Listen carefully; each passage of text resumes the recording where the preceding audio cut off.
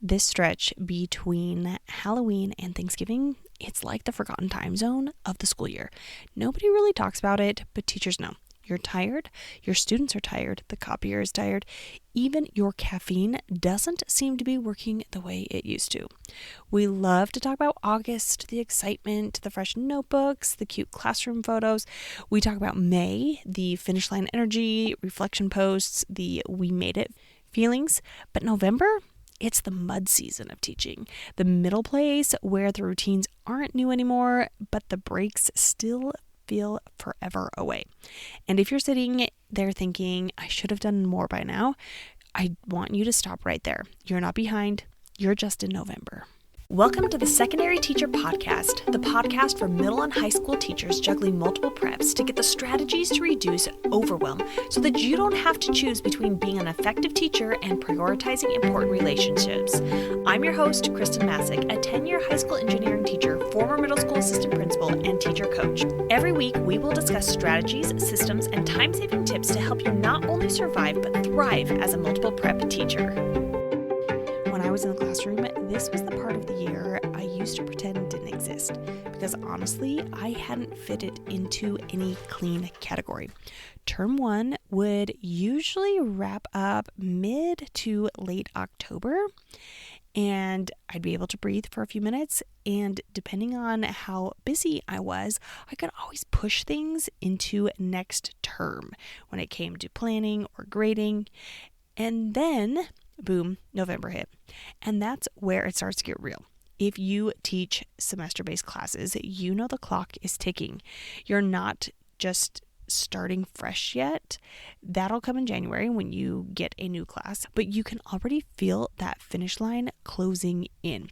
You're looking at your pacing guide, your units, your grading timeline, and asking, did we actually get through what we were supposed to? Can I fit everything in that's left before break? That flexibility you had early in the year, shifting lessons, pushing an assessment back a week, it's gone. Now it's crunch time. Between now and Christmas break, you're trying to make sure students actually learn what they need before the semester turns over. And meanwhile, you're running on fumes. Halloween sucked the last bit of energy out of your students, and now there's this awkward 3-week stretch until Thanksgiving. The days are shorter, your patience is thinner, and your to-do list looks like a CVS receipt. For me, it always hit right after the first frost. The sun would disappear by 4:30, and it felt like my motivation went with it. That's when the questions started creeping in. Am I even doing enough? Why can't I get caught up? Is everyone else managing this better than me? Spoiler, they're not.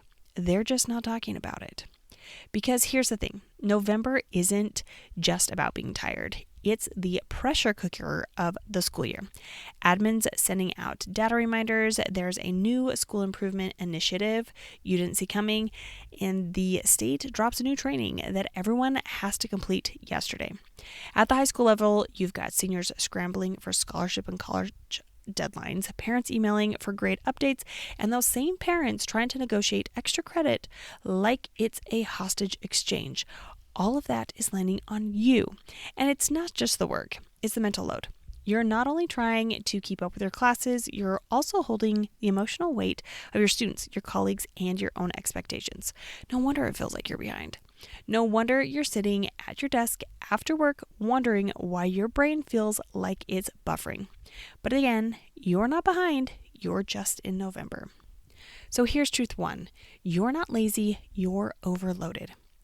You're not suddenly bad at your job. You're just carrying more than one human should. According to the RAND Corporation, nearly 8 out of 10 teachers report job-related stress every single week, double the national average. Not because teachers forgot how to manage time, but because they're doing more work than are hours to do it in. Between grading, email, data, duty, and all the invisible labor, you're basically doing 3 full-time jobs.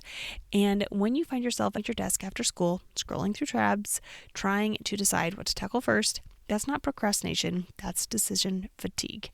And not only that, there's research from UC Irvine that shows it takes an average of 23 minutes to regain full focus after an interruption. Multiply that by every email ding, hallway knock, or student pop in, and your planning period becomes fragments of attention.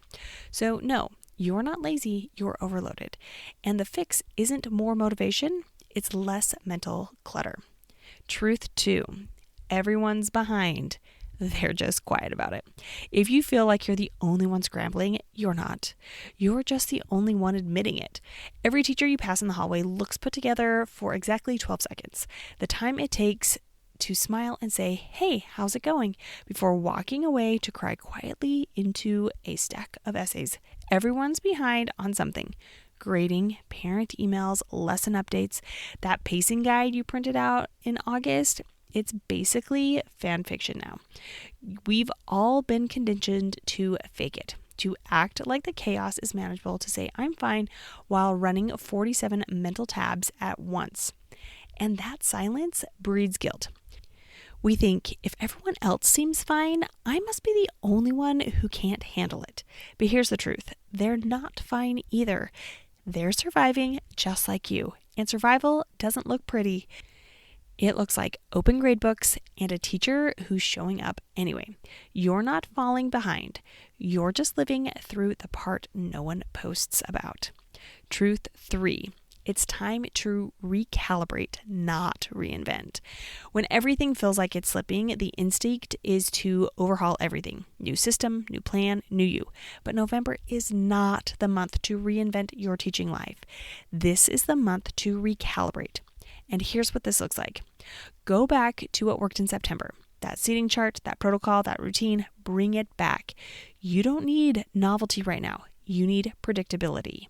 Simplify grading. If students are working, grade while they're working. Now I'm going to have another episode coming up which will give you a better idea of what this really looks like. But feedback in real time is faster, more meaningful, and it frees up your evenings. Choose one anchor task per prep, not 10. 1. If you finish that one thing today, even if it's just updating attendance or planning tomorrow's warm-up, that's a win. Recalibrating isn't giving up, it's strategic conservation. It's saying, I'm going to finish something on purpose instead of drowning in unfinished everything.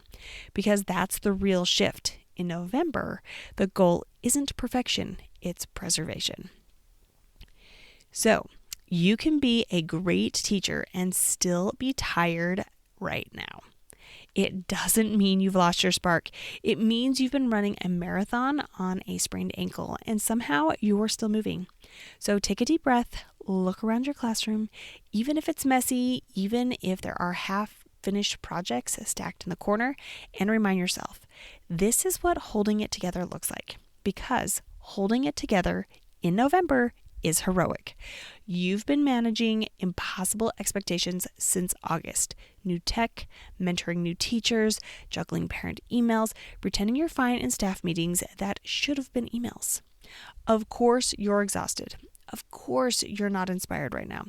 That's not failure. That's your brain begging for mercy. And honestly, it's allowed. You're allowed to teach on autopilot some days. You're allowed to repeat last week's warm-up. You're allowed to say, we're doing a catch-up day, and actually mean it. Because what matters most isn't a perfect pacing guide, it's a sustainable you. Here's a small truth that might change how you see the rest of the semester.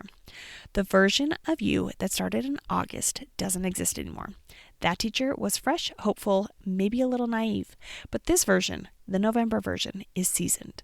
You've tested your systems. You've figured out what works, and more importantly, what doesn't.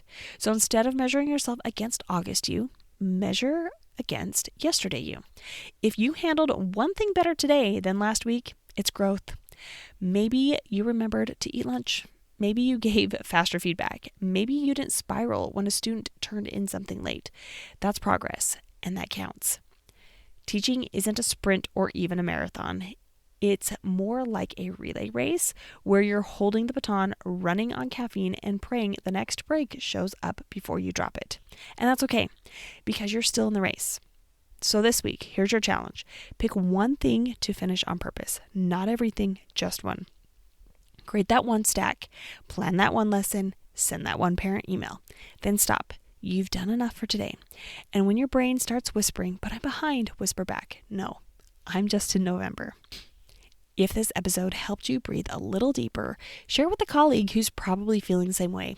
And if you want to connect, tag me on Instagram at Kristen Masick, KHRSTENMASSIC, because we all need to normalize the truth that survival season is part of the job, not a sign you're failing at it. Take care of yourself, friend. You're doing more than enough.